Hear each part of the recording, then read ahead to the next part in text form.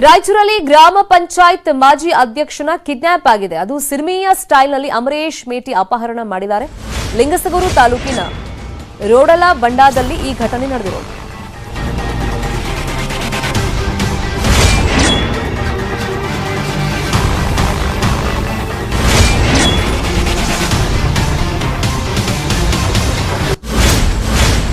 ಇವರು ಕಾಂಗ್ರೆಸ್ ತೊರೆದು ಬಿಜೆಪಿ ಸೇರಿದ್ರು. ಅಮರೇಶ್ ಮೇಟಿ ಅವರು ಕಾಂಗ್ರೆಸ್ ಪಕ್ಷದ ಮುಖಂಡರ ವಿರುದ್ಧ ಕಿಡ್ನಾಪ್ ಆರೋಪ ಕೇಳಿಬಂದಿದೆ. ಕಿಡ್ನಾಪ್ ಮಾಡ್ತಿರುವಂತ ದೃಶ್ಯ ಸಿಸಿಟಿವಿಯಲ್ಲಿ ರೆಕಾರ್ಡ್ ಆಗಿರುವಂತಹ ದೃಶ್ಯ ಲಭ್ಯವಾಗಿದೆ.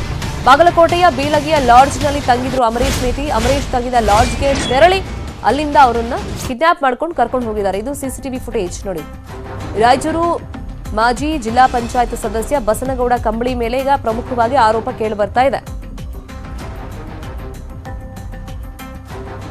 ಮಾರ್ಕ್ ಮಾಡಿ ತೋರಿಸ್ತಾ ಇದೀವಿ ನೋಡಿ. ಅಲ್ಲಿ ಬನಿಯನಲ್ಲಿ ಇದಾರಲ್ಲ, ಆ ವ್ಯಕ್ತಿನ ಎಳ್ಕೊಂಡು ಕರ್ಕೊಂಡು ಹೋಗ್ತಿದ್ದಾರೆ. ಇನ್ಫ್ಯಾಕ್ಟ್ ಸೊ ಆ ವ್ಯಕ್ತಿನೇ ಈಗ ಕಿಡ್ನಾಪ್ ಆಗಿರುವಂತ ವ್ಯಕ್ತಿ ಅಮರೇಶ್ ಮೇಟಿ ಅಂತ ಅವ್ರ ಹೆಸರು.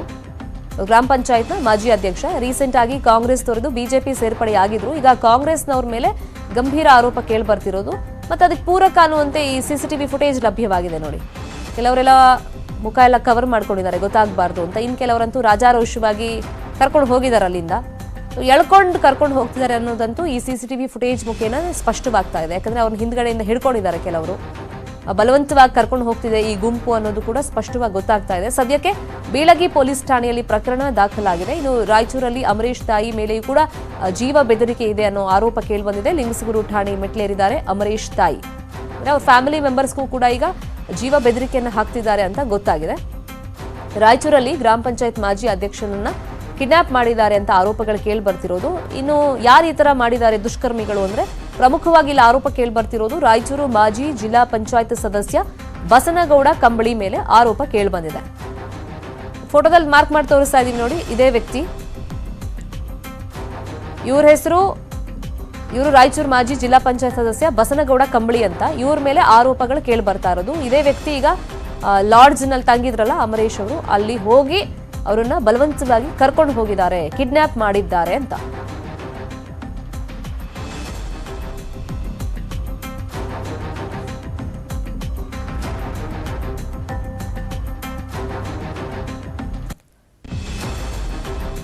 ಬಹುಶಃ ಇಲ್ಲಿ ರಾಜಕೀಯ ಜಟಾಪಟಿ ಕಾರಣ ಇರಬಹುದು ಅಂತ ಕಾಣಿಸುತ್ತೆ ಮೇಲ್ನೋಟಕ್ಕೆ. ಯಾಕಂದ್ರೆ ರೀಸೆಂಟ್ ಆಗಿ ಅಮರೇಶ್ ಮೇಟಿ ಅವರು ಕಾಂಗ್ರೆಸ್ ತೊರೆದು ಬಿಜೆಪಿ ಸೇರ್ಪಡೆ ಆಗಿದ್ರಂತೆ. ಬಹುಶಃ ಅದೇ ಕಾರಣಕ್ಕೆ ಏನೋ ಗೊಂದಲಗಳು ಸೃಷ್ಟಿಯಾಗಿ ಅಥವಾ ರಾಜಕೀಯ ದ್ವೇಷದಿಂದ ಈ ರೀತಿ ಆಗಿರಬಹುದೇನೋ ಗೊತ್ತಿಲ್ಲ.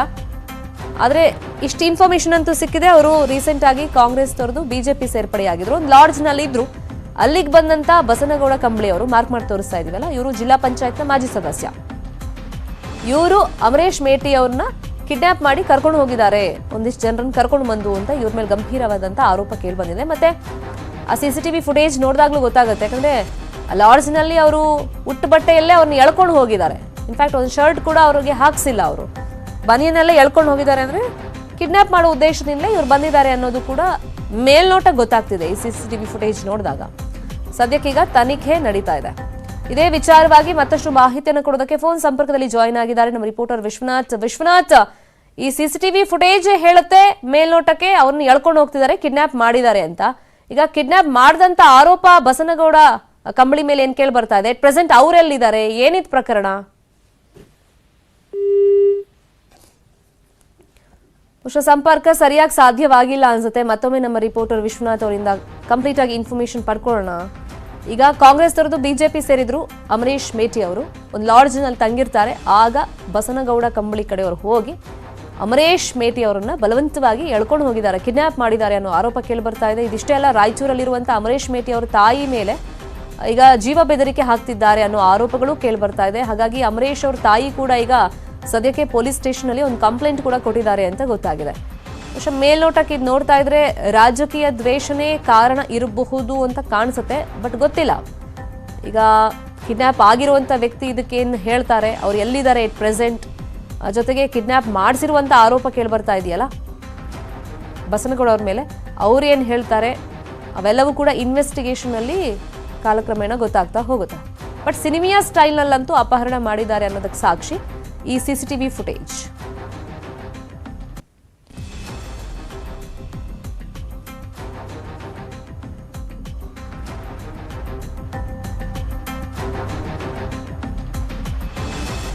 ಇದೇ ವಿಚಾರವಾಗಿ ಮತ್ತಷ್ಟು ಇನ್ಫಾರ್ಮೇಶನ್ ಅನ್ನು ಕೊಡೋದಕ್ಕೆ ನಮ್ಮ ರಿಪೋರ್ಟರ್ ವಿಶ್ವನಾಥ್ ಕನೆಕ್ಟೆಡ್ ಇದ್ದಾರೆ. ವಿಶ್ವನಾಥ್, ಈಗ ಏನ್ ರಾಜಕೀಯ ಕಾರಣಕ್ಕೋಸ್ಕರ ಈ ರೀತಿ ಮಾಡಿರೋದಾ? ಇಟ್ ಪ್ರೆಸೆಂಟ್ ಅಮರೇಶ್ ಮೇಟಿ ಎಲ್ಲಿದ್ದಾರೆ, ಮತ್ತೆ ಬಸನಗೌಡ ಕಂಬಳಿ ಅವರು ಎಲ್ಲಿದ್ದಾರೆ, ಏನ್ ಇನ್ಫಾರ್ಮೇಶನ್ ಸಿಗ್ತಾ ಇದೆ ಈ ಕಿಡ್ನಾಪ್ ಕಹಾನಿಗೆ?